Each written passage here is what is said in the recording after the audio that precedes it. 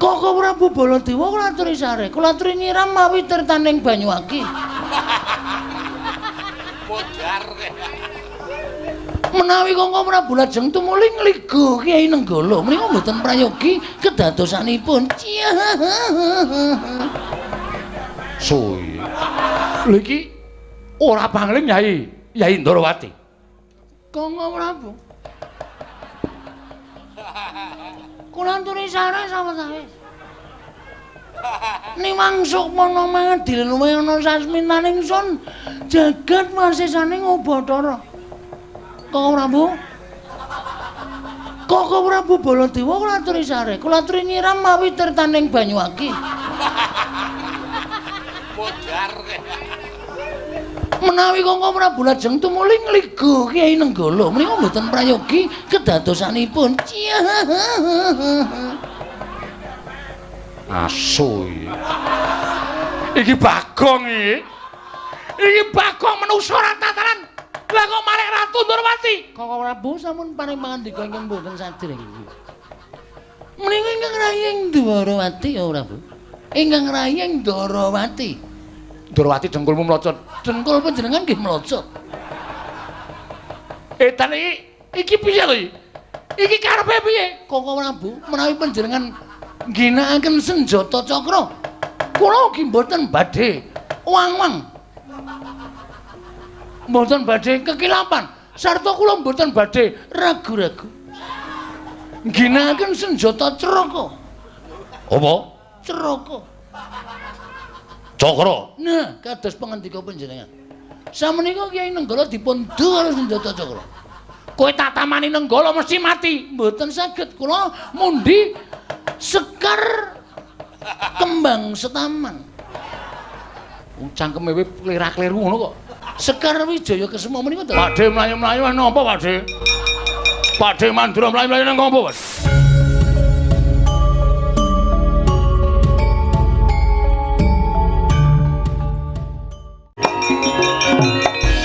Pakde mlayu-mlayu napa, Pakde? Pakde Mandura mlayu-mlayu nang ngopo, Pakde? Nek pancen Pakde duwe kerepetan kandha karo Antasena, aku sing bakal nglampahi, Pakde. Anak kula nang Antasena. Aku anak kula nang Pakde.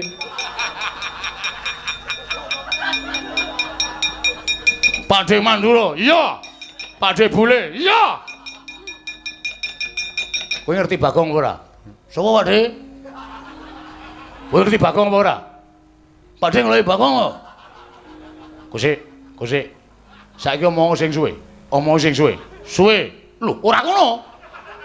Omong sing akeh. Akeh. Antasena, piye, Pakde? Antasena saka ngendi? Kasatriyan. Kasatriyanmu ngendi? Pringgondani. Anu. Ngrandu Gumbala, Pakde. Antasena kok kasatriyane Pringgondani iki gosok. Karo omahe dhewe ora apal iki, Pakde. Omahku wis digusur, Pakde. Urung ding, Pakde. Kasatriyanku ngrandu Gumbala. Pakde goleki sapa? Goleki Budhe apa? Ora. Goleki Bagong. Bagong ora ana, Pakde. Kowe rasa ngapusi. Suaramu grok-grok kuwi Bagong. Kowe ora minggat Nenggala dening aku. Aduh, Pakde, aku tak mlayu, Pakde.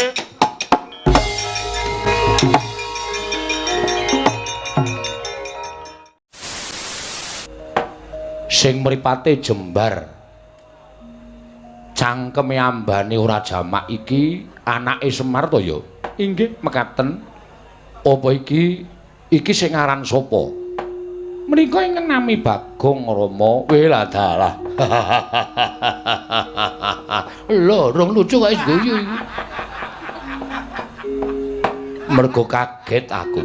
Bareng aku nampa ature anakku terus to jemena yen sira kuwi Bagong. Bener. Nang? Bener Bagong. Nggih. Padha kanthi raja sapraptamu ning negoring Pancala. Nona amet pasang Kalimantabe tinebene ngledunin dumawing tawang-tawang. Linepatna ing tulak manu sinuwun. Leres kula ingkang ngabdipun Bagong karana nggih mbok arang-arang pinanggih kalian Sinuwun Prabu ing Pancala. Iya. Sinuwun Prabu Dubriksa Drupada. Drupada. Oh iya. Dubriksa iki buta. Sinuwun Prabu Drupada Keparang kula ngaturaken sembah semu keping pangabekti kula kunjuk. Iya tak tampa, pangestuku tampan ana. Kula pundhi nggo jimat paripe dayanana ing kasantosan sinuwun. Ponokawan Bagong padha raja sak praptamu. Ndara sinten sampean? Aku Trasta Jumena. Wah, Mas Trasta. Trasta Jumena. Nggih, Mas Trasta ya Mas Jum. Iya. Kula ngaturaken bekti kula konjo nggih, Mas Jum. Iya. Pangestuku tampan ana. Kula pundhi nggo jimat paripe dayanana ing kasantosan. Bagong Padhararja sapraptamu. Lho, menika sinten? Aku Patih Trasta Kethu. Wah, Kethu. Iya. Nggih, nek ana patih bekti kula konjo. Iya tak tampa. Pangestuku tampan ana. Kula pundhi nggo jimat paripe dayanana ing kasantosan. Oh, lole kenthos lalu gembol manyar-manyar. Bagong padha kurarja sak praptamu, Bagong. Nek niki mboten pangling ketara lole niku. Kalih gembol manyar-manyar teruse duk neng dungkul tung. Begawan Durna. Iya, aku Begawan Durna. Nggih. Kok lenggah teng mriki? Oh, ya wis wonten aku sowan nang negara Pancala, Bagong. Syukur. Padharja sapraptamu wilujeng penemban bekti kula kunjuk. Oh iya tak tampa. Pangestuku tampan ana. Nune nggih sanget anggen kawula ndadosaken jimat paripe. Bagong. Padha kandirarja sapraptamu. Nek suarane kados Ndara Baladewa, ya aku bendaramu Mandura. Lah rak tenan to. Wilujeng nering sambi kala sowan kula bekti kula kunjuk sinuwun. Ya tak tampa pangestuku tampan ana. Kula pundhi nggo jimat paripe dayanana ing kasantosan. Prayogan nuwun ngadhep ing karsaning Paman Prabu Pancala Bagong. Nune nggih. Sampun boten kirang prayogi piswanipun abdipun Ponokawan Bagong. Bagong, wonten dawuh sinuwun. Eneng apa? Janur gunung kadingaren ora kaya adat sabene arang-arang yen to Ponokawaning Pandhawa kuwi sowan ana negara ing Pancala. Lah kok dadi sira sowanane negara Pancala kuwi wigatine apa, Bagong? Ingkang sepisan kepareng ngaturaken salam sembah pangabekti kula kunjuk ngersanipun sinuwun Prabu Pancala. Ya, tak tampa. Pangestuku tampan ana. Kula pundhi nggo jimat paripe dayanana ing kasantosan. Ndungkap angka kalih. Wale-wale menapa sinuwun? Sowan kula sampun Prabu Drupada menika wonten wigatos ingkang badhe kula aturaken sehubungan kalian awak kula piyambak. Lho. Piye to tegese piye? Ana wigati ngemagepokan karo awakmu dhewe iki tegese piye? Ah, menika ngaten. Sowan kula sanipun Cung Prabu Drupada menika nyatakaken dhateng pekabaran sampun birta Mbok Bakul Sinambiwara pawarta binandhunging Karna menapa kepara saestu bilih inggih menika putra paduka pepundhen kula Gusti Ayu Wara Drupadi menika kondur wonten ing negari Pancala. Sinuwun, ya pancen bener. Lah apa kowe diutus dening bendaramu Werkudara apa dene Janaka? Apa nekula sedewa supaya nyatakake anakku bali narang negara ing Pancala? Oh, mboten. Lho, ora diutus, mboten. Lah apa to sababe kok kowe nyatakake marang Atmajaku Wara Drupadi? Menika karep kula piyambak. Terus karepmu piye? Ana wigati apa ing magepokan kalawan Atmajaku Wara Drupadi? Ha menika ngaten. Kula menika nampi sasmita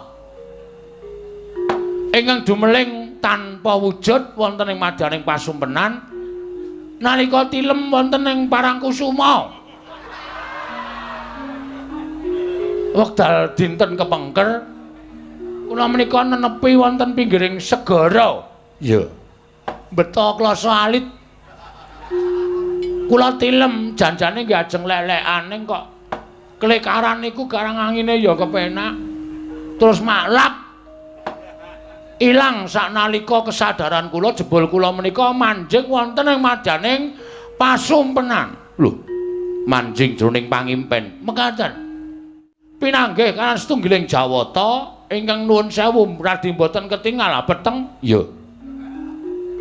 Jawata menika kala wau paring dawuh kalian kula. Bagong iki negara Ngamarta lagi ketaman pacoban. Monggo kowe dadi abdining para Pandhawa. Ngoten menika. Ya, sabanjure. Mula kowe kudu iso nyelametke. Kowe kudu iso gawe arum asmaning para Pandhawa tetep dadi sangsa ngagunging para kawula sak jagat iki. Lah kowe tak kandhani ya Bagong. Lho, kusik dewa paring sasmita kok akeh banget. Niku ceramah. Oh iya. Kula midhangetake piyambak. Nah, supaya kowe kuwi iso gawe arum asmaning para Pandhawa gandeng. Iki Prabu Puntadewa iki lagi jengkar. Mongko ora dingerteni menyang endi papan dununge Prabu Puntadewa. Lah, Wara Drupadi iki garwane kondur ning Pancala. Aja nganti kucem asmaning Dewi Wara Drupadi, aja nganti kucem asmaning putri negara Ngamarta, prameswari negara Ngamarta. Mula kowe sowana ning Pancala kanggo sawetara wektu kowe dadi sulihe Prabu Puntadewa. Ngaten menika. Lho. Kusik-kusik. Tegese dadi sulihe Sinuwun Puntadewa utawa anak Prabu Puntadewa iki tegese piye? Kula dhewe ya ora dong. Kula tumuli matur dewa wau. Nuwun sewu Bu Kulun. Kula dipun dadosaken sulih menika tegesipun kados pundi? Dewa wau niku paring dawuh ingkang dadosaken kula menika kagiat. Kaget. Inggih. Ora ketang sawetara wektu kanggo nyelametake asmaning Dewi Wara Drupadi, kowe nang negara Pancala nglamar Wara Drupadi peken bojo sementara waktu. Kusik to. Ngepek bojo kok ming sedhela iki piye? Kula niku kulina nganten niku. Lho, kulina ngono piye? Kula niku nek ngepek bojo niku mung dela-dela kok kula. Cocok mboten? Nek kira-kira ora patek cocok ya culke. Nek kira-kira cocok ya teruske. Kula niku nganten biasa nganten. Mulai edan kuwi. Lah anakku kuwi dudu sing kanggo jajal-jajalan ki ora prayoga. Mboten jajal nika resmi. Dados ingkang putra menika mangke menawi purun dhaup kalih kula, mangke nek Sinuwun Puntadewa sampun kondur, kula konduraken. Lho, la upama baline setahun ngono nggih. Piye njuran? Lah, kula ya ngepek bojo gandeng saniki tindak niku wis 3 sasi ya 7 sasi menjadi hak milik saya. Lho. Kok kaya ngono lho. Niku wis biasa teng omah kula. Gareng niku nek lunga suwe niku bojone titipke kula. Weh, ngono to. Niku pun biasa. Kowe lungane pirang dina, Reng? 7 dina. Titip bojo ya, Gong. Iki kula gawa teng omah. Weh. Kowe ya diladeni. Lah iya. Ya ora masalah. Lho lah Gareng kok ya trima. Lah kula nek lunga le bojo kula titipke Gareng kok. Dadi tenggen kula niku wis usum, genti-genten niku wis usum. Edian. Lah kok dadi kaya ngono ki piye? Sing ra entuk dititipke kuwi bojone Semar. Mergo bojone Semar widodari ayu banget e. Tahu bapak lunga titipke aku bapak ndasmu kuwi. Sing arep melu ngapa wae? Mbokmu meneng omah wae. Ngoten niku. Lah, mula sowan kula menika namung mituruti dawuhing dewa. Nek kepareng ajeng kula boyong teng gubuk kula. Nek mboten pareng nggih monggo mboten apa-napa. Ning nek mengke dewa nesu kalih Sinuwun Prabu Pancala, kula mboten tanggung. Merga niki dawuhing dewa. Kusik. Dewa paring dawuh iki mestine ngandhakake dewane sapa? Sang Hyang Bambang sapa to ya? Sang ngertiku dewa iki ora ana sing jenenge Bambang. Sapa ya? Lali kula ning nyebutke jeneng kok pokoke dewane niku peteng dedet ketoke dewane niku ilmu hitam ketoke. dewa kok nganggo ilmu hitam iki karepe piye? Lah ra ketoke. Ming suarane tok. Nek pokoke dewa, yakin sumpah kula mboten ngapusi. Niku dewa sing paring dawuh. Mali, Mila. Walik lho. Mila samangke kula nyadong dawuh. Dewi Waradropati dipun paringaken napa mboten? Nek mboten nggih mboten napa-napa nek dewa mangke duka monggo anggenipun badhe nanggel. Nek diparingaken matur sembah nuwun. Jawipun kula cawisaken Betor. Betor iki apa, Mbak? Betor niku becak bermotor. Niku sing lagi ngetren pun mboten digenjot melih. Pun wonten mesine. Waradropati kula tumpake betor, kula mlayu teng burine. Lah kowe engko tekan ngomah mati. Oh iya, Ndek. Ya paling mboten kula numpak jejer kalih ingkang putra Waradropati. Bagong, wonten dawuh, "Kosik, bingung ngrasaku." Sebabe kowe ngerti yen to Yayi Peremban Durna, pandhita ing Sukalima rawuh mrene. Nggih, ngertos. Terus Begawan Durna rawuh mrene iki uga bakal nglamar Atmajaku Waradropati ingkang bali marang Projeng Pancala. Lah nek anakku tak paringake marang kowe engko mesti Durna ngamuk. Ning semono uga nek anakku tak paringke karo Begawan Durna kowe mesti ngamuk. Jelas. Aniki wis dadi tekad kula. Kula niku wis tom-tomen kalih ingkang putra Waradropati. Pun kula lukis teng tembok ruang tamu kula. Lho, sapa? Putra panjenengan Waradropati nganggo anduk tok. Jas nika pokoke. Wiladalah. Saka kepengin kula nuruti keparenging dewa. Nek sinuwun mboten maringake, kula ngamuk teng pundi niki jenenge? Pancala. Nek sampeyan maringake matur sembah nuwun. Napa ya abot Begawan Durna? Kalih Bagong, nek pancen didelok rupane nggih loro niki ra eneng sing apik. Dadi anak sampeyan niku dilamar wong bosokan kabeh.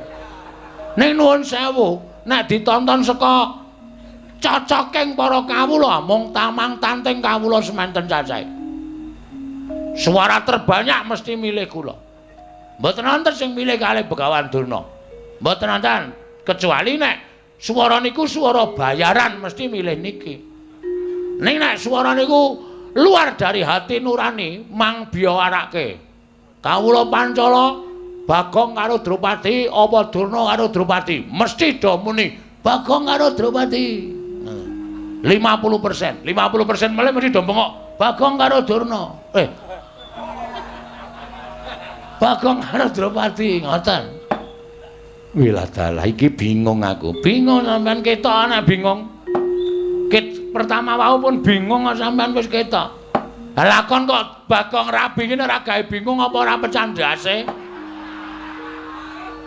Mula ya alon-alon mawon sak titahe waton tekan esuk sing penting wis dibayar ngoten mawon. Iya, kula niku gumun suwe-suwe kok do njaluk lakon kok waton sak kepenake dhewe. So suwe-suwe isa lho. Bagong supet ngono isa. Niki wit pertama niku kula wis mikir terus e. Piye iki gek mengko lakone piye? Mongko wis diweling, lumayan bebas mawon rasa pakem-pakeman sing penting Bagong rabi. Tak takoni rabi lho sapa? Ha monggo. Lah napa ora pecandhase niki? Niki dibayar ning iso setruk kula sesuk. Ya sing ati-ati. Ngati-ati piye mikir ket sore ngati-ati. Niki niku nek ora tak ganjel bokonge kula geblak ket wau-wau lho. Sebabe panggunge miring. Panggunge miring medhun iki iso mriko tenan. Ya piye? Lho. Malah ndukani seneni karo aku. Ah kula sak kepengin entuk kabar pawarta e. Pripun? Waradropati diparingke napa mboten? Nek mboten kula ngamuk niki wis kecekel tekan sadurunge gara-gara niki lakone. Monggo bar limbukan kula perang kali Kurawa wis lumayan. Engko terus gara-gara bar gara-gara mikir meneh. Ning ora masalah, ora apa-apa waton gelem nanggape kok. Bangane ra ngarani lakon ra nanggap nggo apa? Lah iya. Kowe kok malah gresula dhewe iki piye? Amen kok. Mangkel ya kula. Iya piye? Anake iki dikeke apa ora? Kok iya. Kula kei wektu 2 kali 24 jam. Suwe timen. Le wayangan ki ping tekan sesuk-esuk. Wah iya, Ding. 3 kedheping paningal. 3 kedheping paningal. Nek sinuwun Drupada mboten paring dawuh Bagong, anakku tak keke Durna apa tak keke Bagong? Ora ujar ora kaul. Nan kula nesu tenan teng mriki. Sampeyan ngerti to nek kula nesu, kula nguyuh sak nggon-nggon. Ben kratone pesing mbok men. Asli kula ora guyon niki.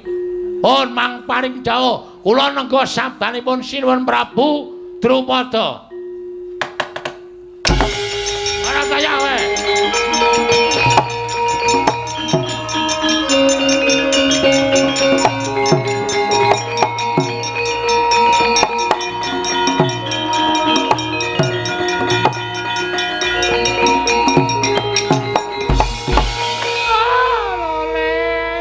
Kentos walu gembol manyar-manyar duk neng dungkul wana dadi ala salah sati wana.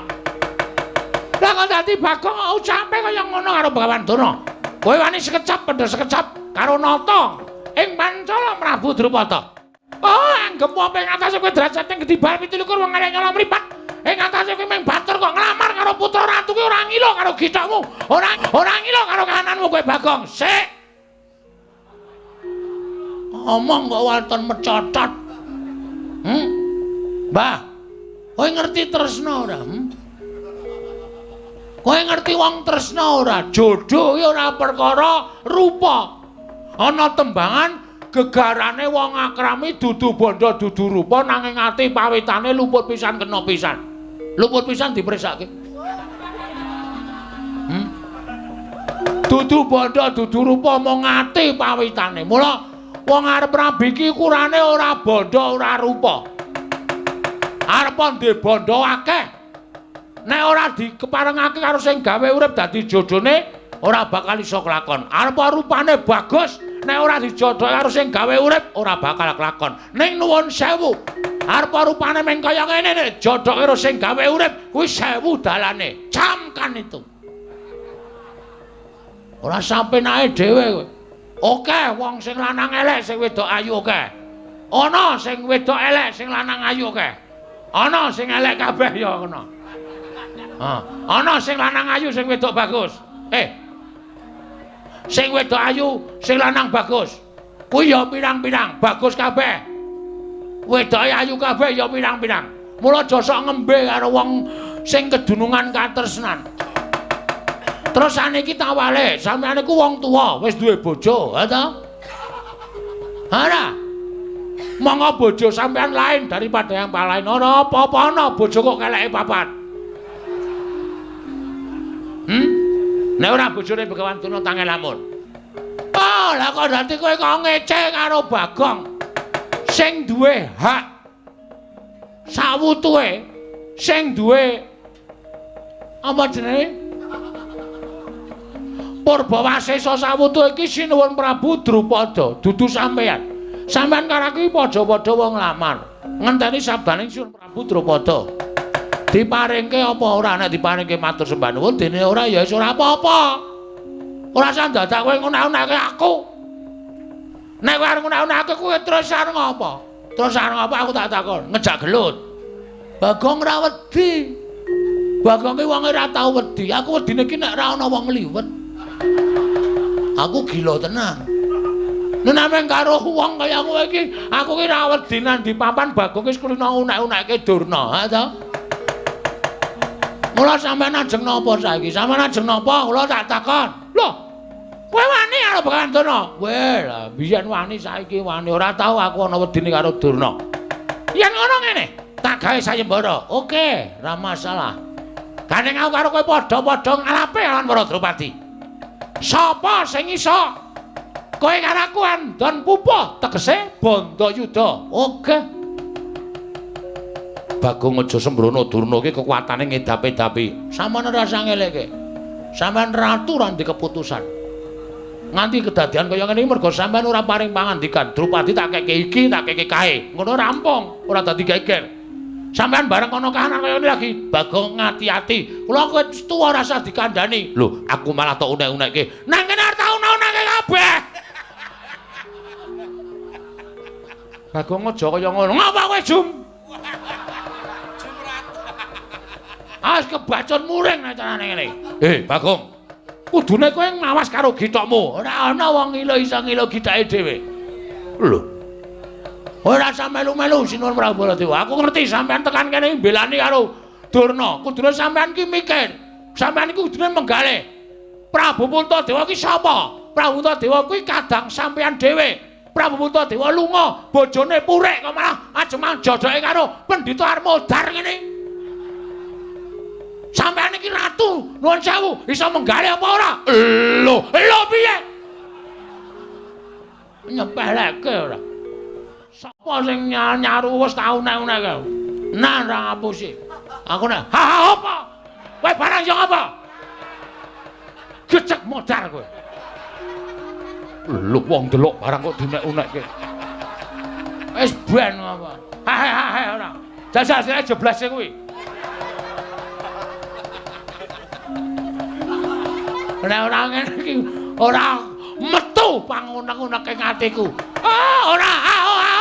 Nek pancen wani metu jaba. Oh iya, oke. Metu jaba ya metu jaba. Ayo, neng lapangan utawa nang alun-alun negara Pandura ditemtoke. Kekuatane Bagong karo Begawan Durna iki menawa sapa? Lakon legandang dening aku. Legandang jangan legandang. Caetan. Ayo ora legandang ning gelandang.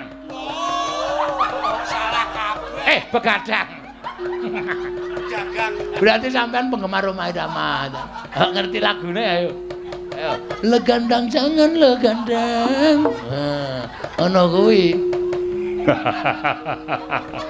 Sampean seneng apa? Kowe iki wonge nyenengke. Nanggap ora mung guyu. Yo, sesuk tak timbali ning Pancala. Nah ngono, sarombongan. Yo. Beres pokoke gayeng. Yo Bagong. Nyuwun pamit lajeng gelut kalih Begawan Durna. Yo sing ati-ati. Begawan Durna sing ati-ati. Oh nggih Kakang Prabu Pancala ngestakaken dawuh. Ayo metu njaba. Iya, wis kulino naming tatokke njaba. Aku wis ngerti kok iki nek ora metu njaba cilaka iki. Tanggung jawab iki. Mula terus gage-gagele. Nek ora ngono Jawa ya ngrekoso. Wis kono do metu njaba ndak malah gawe geger ana ning jroning datul. Ayo metu njaba Bagong. Ayo metu njaba ya metu njaba. Lho. Hop sik. Wong arep perang kok kaya uyon-uyon ta iki. Aku ra melu dodokamu to. Wah, jan keparan tenan iki. Baleni ayo tantang-tantangan baleni. Oh iya. Yen ngono kowe uga ngarepake Waradrowati pancen kepara nyasa. Tak gawe sayembara Bagong. Apa sayembaramu? Sapa sing cilik iso gedheke, gedhe iso nyilikke. Aku iso. Aku cilik iso tak gedhekke, yakin. Nan kuwi. Sapa sing cilik gedhe iso ngungkuli kadhetane Begawan Durna? Wenang boyong Waradrowati. Nek kowe kalah kowe bali. Waradrowati diboyongane Begawan Durna. Ayo, metu njaba, legane ati. Ngono iki.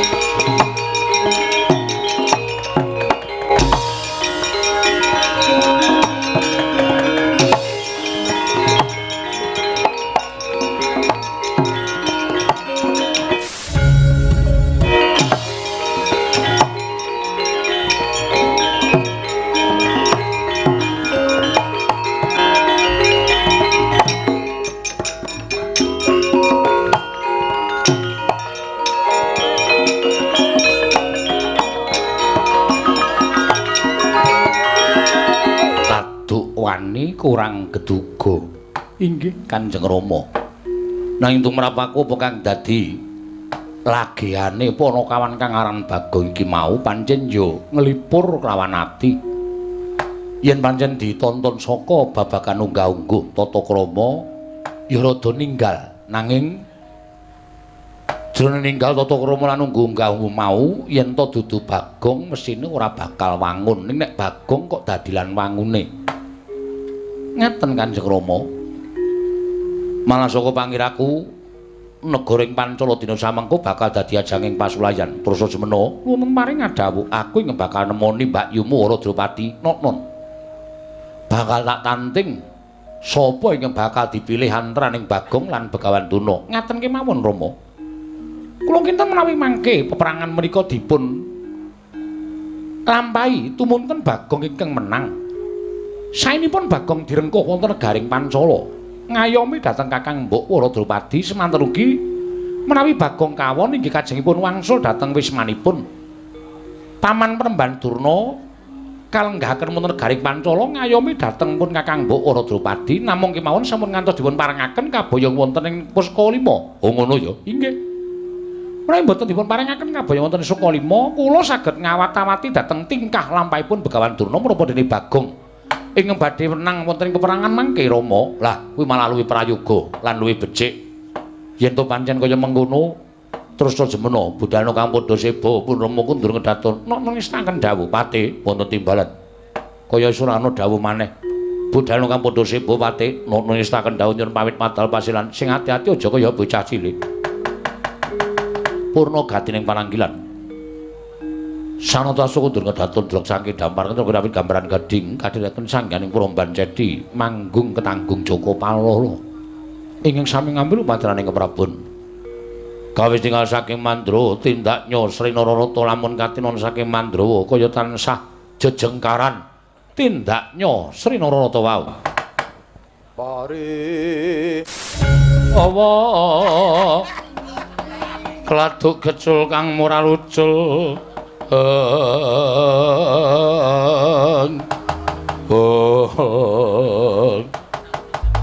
lha ora kenyono-nyono lah kok malah nampa penantanging Begawan Durna. Durna tak bledhek kok dadi ngawe sangganing para Sata Kurawa. Apa dikira Bagong ijen kaya ngene ming wong loro saudon telu saurupan. Ora bakal wedi karo Kurawa. Sapa sing ketok?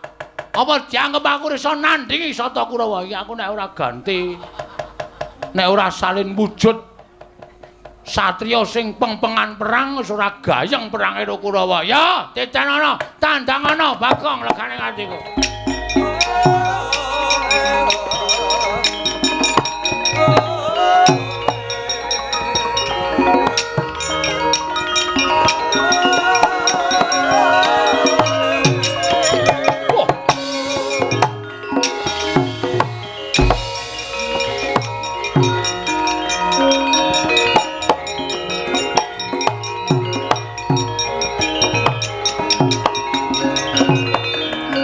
Keperanggul mungguing ayuda kepapak bawat nyobentar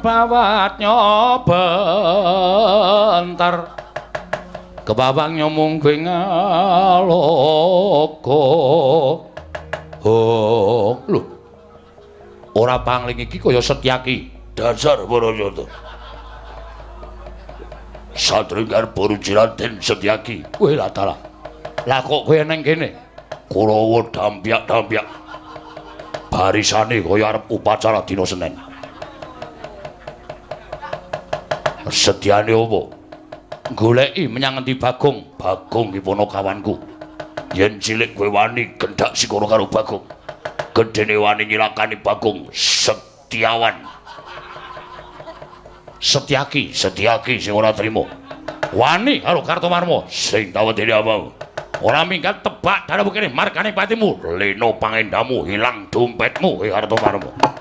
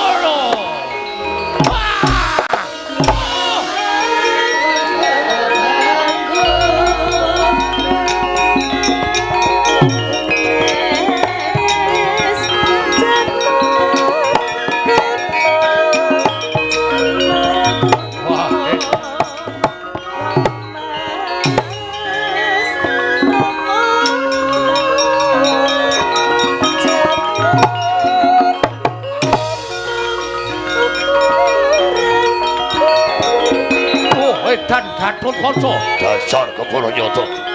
Mati mati. Oh, waduh.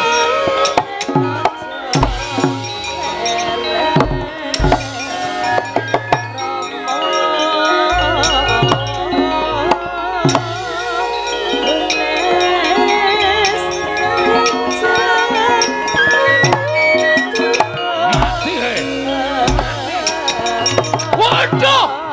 Waduh! Mati aku. Wud! Wud!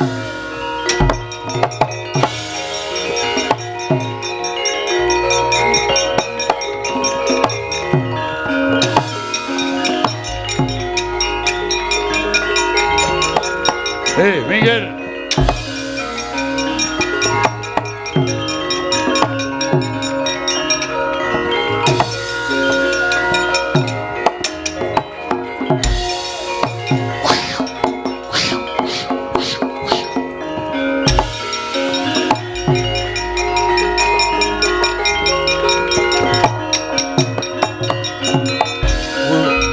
Ora pangling iki Anoman barang ning Pancala.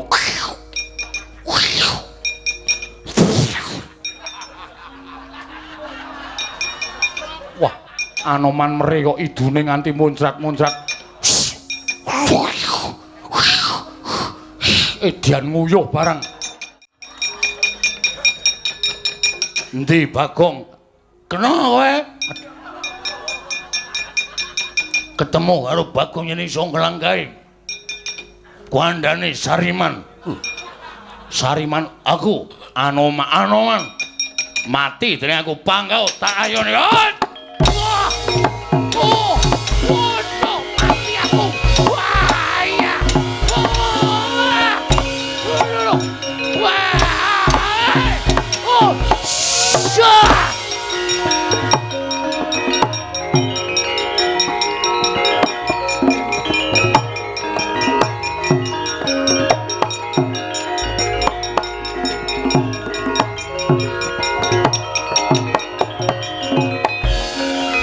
Man, sampeyan dawuh kali Kurawa ning nyatane ngapusi. Lho, ngapusi ngapa?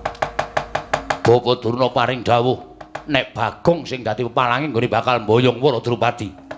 Ning nyatane Bagong wani karo Bapa Durna jebul kancane pirang-pirang. Le, kesik ta? Bagong ki ijen kula ketemu kali Sencaki. Sencaki gelut kali kula dereng rampung dumadakan wonten Gatotkaca.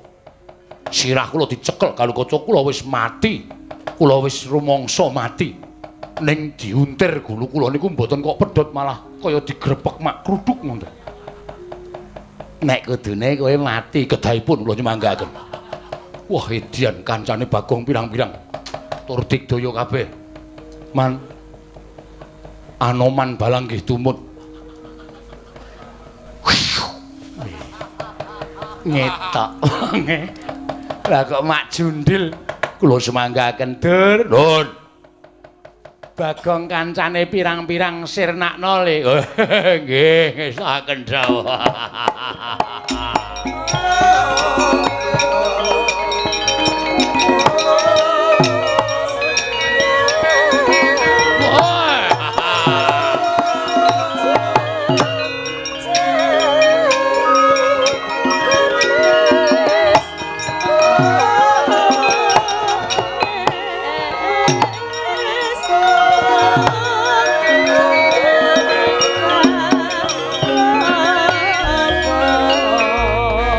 Dursasana barang kok maju iki. Nek ora dadi sing luwih gedhe iso diajar aku ya. Ora wedi mungsuh sapa wae aku.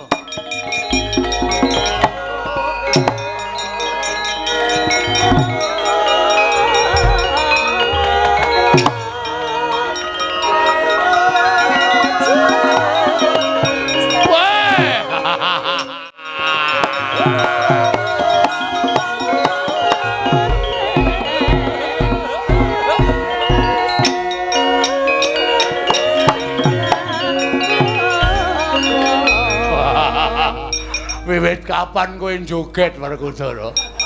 Wah, sapoke ngerti gubuk asmara. Aku seneng joget. Edan. Oh, Werkudara iki. Wah. Dasar Bronyoto. Wah, suaramu kok serak iki ngopo? Wah, kokean karaoke. Wah, demit. Kakang Dursasana. Werkudara winti, Bagong? Bagong iki padha kawanku.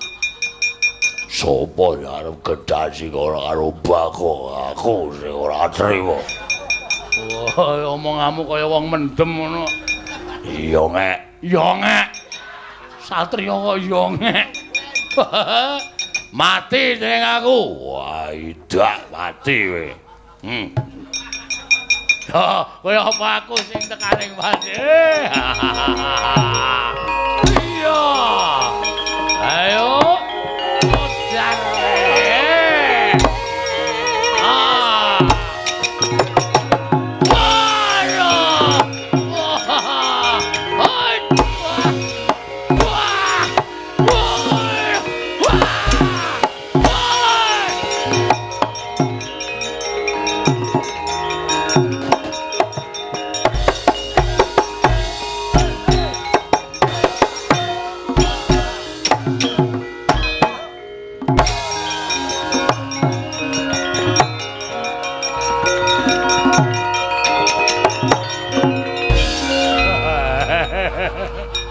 Isin man kula. Ka isin piye? Kula maju rek kae goleki Gatotkaca Sancaki ketemu ale Werkudara. Lha kok sih ta? Werkudara barang mrene iki ngapa? Kakangne iki lagi lunga kok tekan kene. Lha duka. Omongane kaya wong mendem nika. Disaruk-saruk ora karo-karuan. Kula ditendangi, kula semanggaken. Mati kula. Ora mundur mawon isin. Kakang Penemban Durna. Pripun Dewate? Bagong mboten isa disingkirke. Kula aturi majeng wonten ing pabalan. Bagong ora minggat sing arep aku tiban cundha maneh mbok dadi muparat kowe.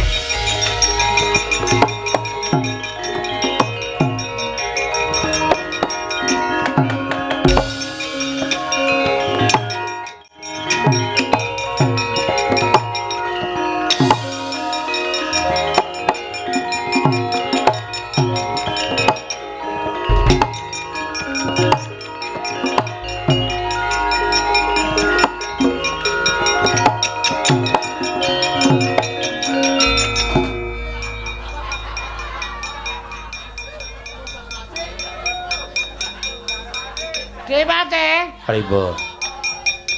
Ampun mriki lho. Lah pripun? Isin kula. Iki pokal gawene sapa iki keparan karepe dhewe. Aku mau nek dibukake ngono kuwi. Kaya kelingan jaman sing wis-wis aku.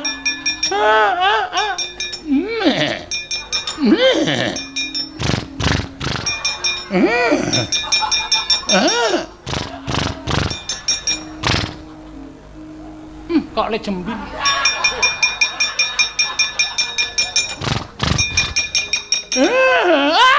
Aku karepe dhewe wirangan aku.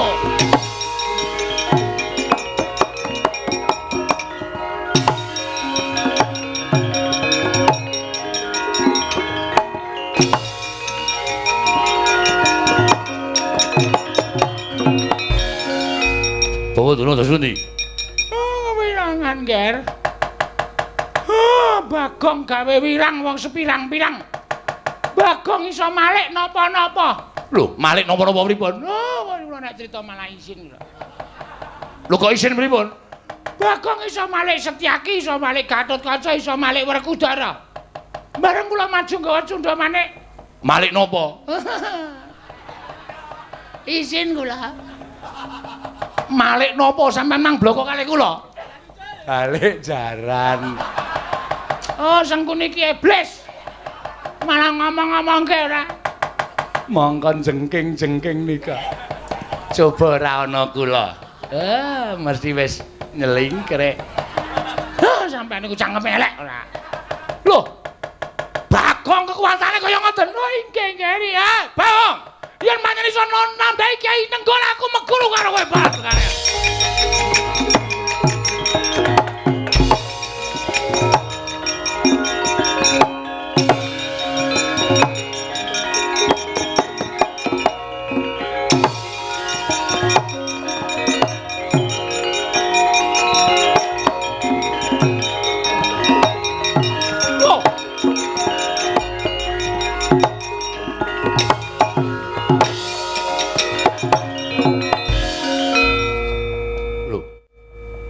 Lho iki ora bangling Yai Ndrawati.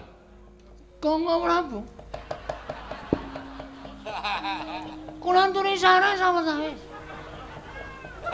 Niwang sukmana mangadil luwih ana sasminaning sun jagat masesane Bathara. Kanggo Prabu. Kanggo Prabu Baladewa kula aturi sareng. Kula aturi nyiram mawi tirtaning Banyuwangi. Modar. Menawi Kanggo Prabu lajeng tumuli ngligo Kyai Nenggala menika mboten prayogi kedadosanipun. Asu iki Bagong iki. Iki Bagong menungso ora tatanan. Lah kok malah Ratu Ndrawati. Kanggo Prabu sampun paring pangandika ingkang mboten sadèrèng. Menika ingkang rayeng Ndrawati ya Prabu. Ingkang rayeng Ndrawati.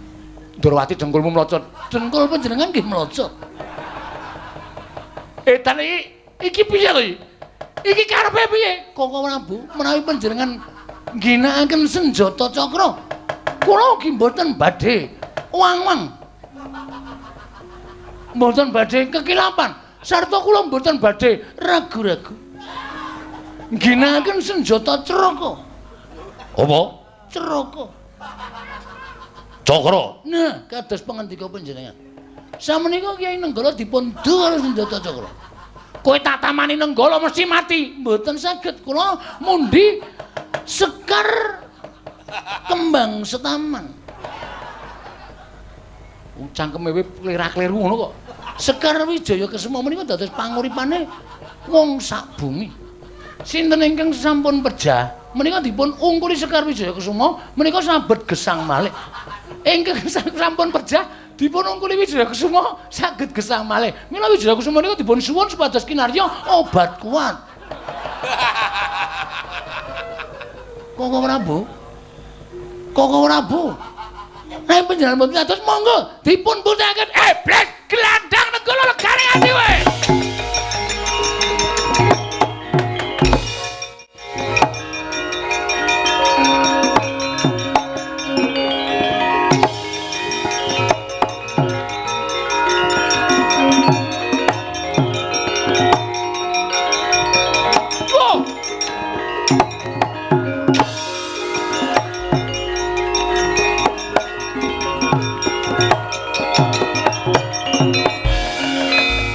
Janaka, undendrem.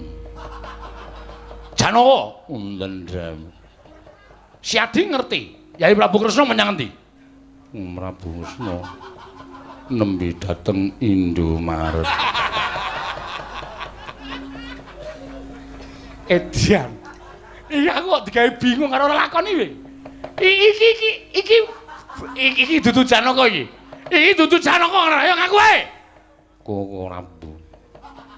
Koko Prabu. Wingeng rai menjanaka. Koko Prabu Baladewa mlajar-mlajar wonten menapa? Aku goleki Yai Prabu Kresna.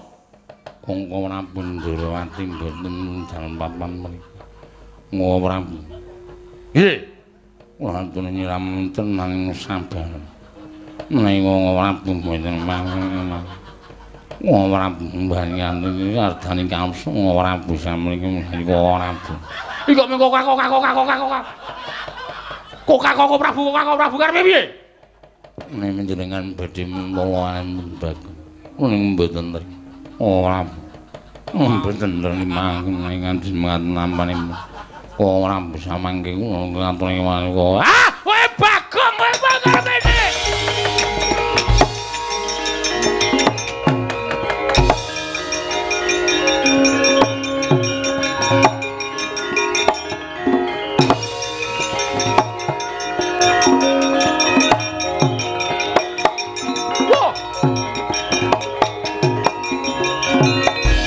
Pakde mlayu-mlayu napa Pakde?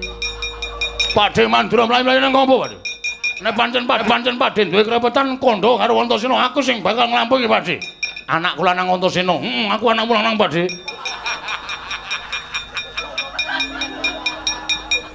Pakde Mandura, iya. Pakde Bule, iya. Kowe ngerti Bagong ora? Sapa Pakde? Kowe ngerti Bagong apa ora? Pakde ngelohi Bagong kok. Kusik. Saiki omong sing suwe. Omong sing suwe. Suwe. Lho, ora ngono. Omong sing akeh. Antasena, piye Pakde? Antasena saka ngendi? Kasatriyan. Kasatriyanmu ngendi? Pringgondani. Anu. Ngrandu Gumbala Pakde. Antasena kok kasatriyan Pringgondani iki gosok. Karo omahe dhewe ora apal iki. Pakde, omahku wis digusur, Pakde. Urung ding, Pakde. Kasatriyanku ngrandu Gumbala. Pakde goleki sapa? Goleki budhe apa? Ora. Goleki Bagong. Bagong ora ana, Pakde. Kowe rasa ngapusi. Suaramu grok-grok kuwi Bagong. Kowe ora minggat nenggala dening aku. Aduh, Pakde, aku tak mlayu, Pakde.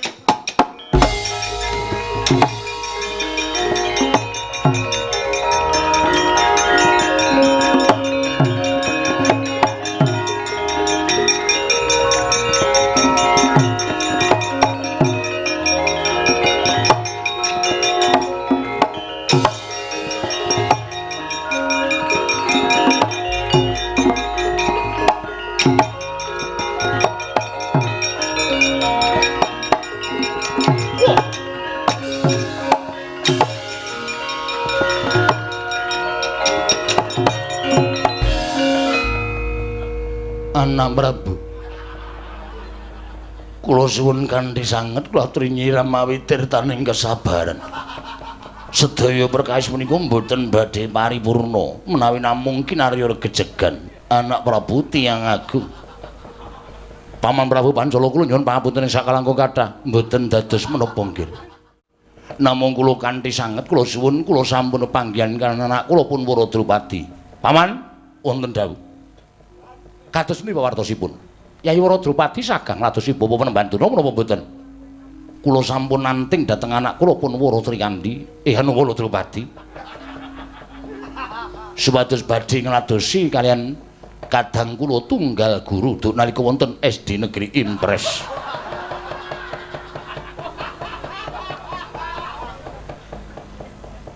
Setan. Tiwas tak basani. Menus ratatanan gugu karepe dhewe menungso kranjingan.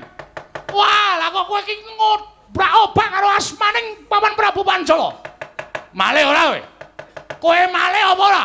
Ora gelem malih aja nglawan kendaran dening tanganing Baladewa. Nggir, Bu. Tiyang Agung Baladewa. Menawi panjenenganipun tiyang agung Mandura menika mboten kersa angendhak dhateng kamurkanipun, menapa badhe kula wadulaken dhateng tiyang listrik. Lah tenan to? Lah tenan kowe pake. Ayo, pokoke entekke wayange.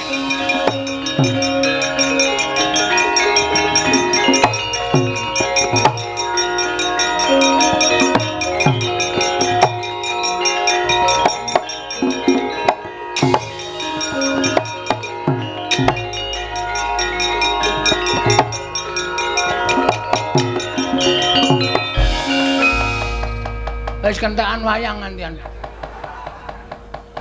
Sing nang eblek wis tak tokke kabeh. Wis tetep konangan aku iki suarane ra iso ngapusi kok. Wis tak ilang-ilangke geroke tak ombeni barang ya mesa konangan. Pinter tenan Baladewa. Wis ah. Kalah cacak menawa cara lakonane. Nek sinuwun mandhar mateni aku ben dipateni. Candak kowe aja mlayu, Bang.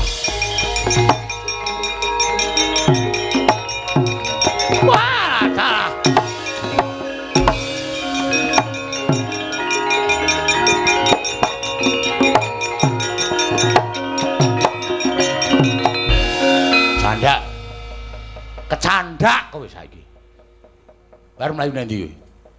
Ora mlayu wis ora ana dalane. Ayo saiki kowe manut ora? Manut pripun? Kowe bali. Nyaketen niku bali. Yo. Wis ra ana ojek. Ngrekoso kula le mulih. Bali ora? Mboten ajeng wangsul.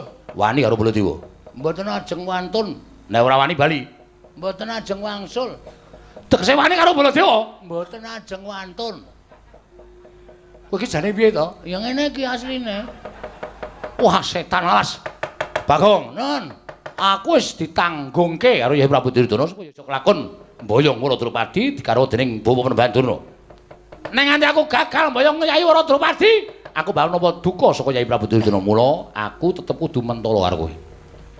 terus Kowe bali ora? mboten. Tetep ajeng garwa Dewi Waradrupadi. Ora ngilu karo gedhokmu. Pun ta, tresna niku mboten perkara bagus elek. Sapa ngerti kula mangke ketemu Waradrupadi purun kali kula. Lho, sapa ngerti? Nek ngono ora gelem minggat sing ngarepe Baladewa. Mboten. Glandang Nenggala mbuh dadimu kowe ponakan Bagong.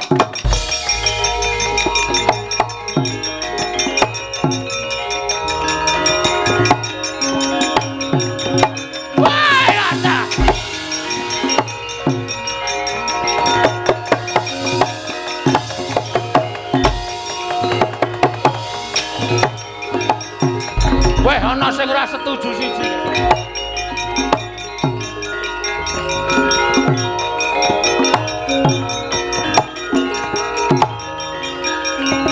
Dokura rera nanggana magawe gelar. Oh. Bagong, Wonten dawuh, aku ngaturke panuwun. Dina sira wisa gawe srana munduring para Sata Kurawa. Begawan Durna medene anak Prabu Mandura. nggih. Sak kamat-kamat sinuwun. Gandeng sayembara ingkang sekawit nalindring Pancala melu mirengake marang upataning Begawan Durna. Nyatane sira Bagong ingkang bisa ngundurake Kurawa lan iso menang lawan Begawan Durna. Nggih. Mula netepi marang sumpah ingkang wis aku nalika semana melu mirengake atmajaku bakal tak paringake kowe. Serius. Iya tenan. Ya nek rika kurun, nek mboten purun, Mula Drupadi bakal tak timbali ana ing kene supaya adu arep karo kowe ponakan Bagong. aduh. Ora nggo jungkat cilik. Arep jungkatan sik. Wis ora sandadak kowe macak. Anane kaya ngono yen Drupadi nampa ya ben ditampa, yen ora kaya aja gelo. Nun nggih ngestakaken dawuh. Terus semeno wonten maring dawuh Rama. Mbak Yumu aturana tindak mrene. Oh nggih ngestakaken dawuh. Monggo Kakang Mbok. Timbali Kanjeng Rama. Iya terus semeno.